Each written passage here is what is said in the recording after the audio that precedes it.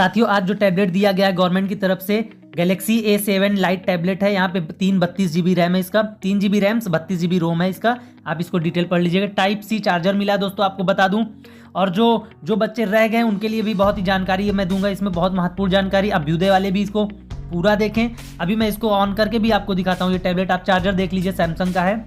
और यहाँ पे देखिए इसको ऑन किया गया है। अब ये देखिए, अभी इसको ऑन करके मैं आपको दिखाता हूँ पूरा ये। और दोस्तों अब आप लोग वीडियो में बने रहिएगा, लाइक कमेंट शेयर कर दीजिए, चैनल को सब्सक्राइब कर दीजिए। लेटेस्ट अपडेट आपको मिलती रहेगी, पूरी ऑथेंटिक अपडेट।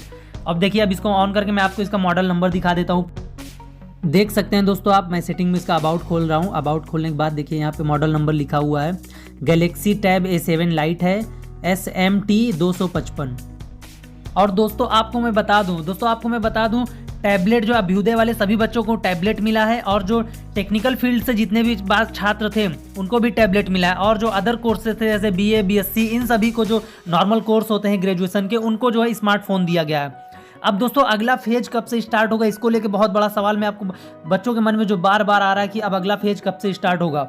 साथियों आपको बता दूं, आज का इंतजार हो रहा था, आज टैबलेट वितरण हो गया है। अब दोस्तों हर जिले में 28 तारीख को आजमगढ़ से खबर मिली है कि 28 तारीख को आजमगढ़ में अभ्युदय वालों को वितरण होगा।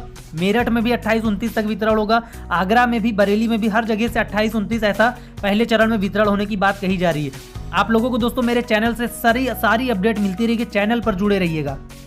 अभ्युदय योजना के जो पिछले सेशन के छात्र हैं जिनको आज लखनऊ में वितरण नहीं किया गया, उनको अब उनके जिले में ही होगा। 30 तक उनके जिले में भी वितरण स्टार्ट हो जाएगा।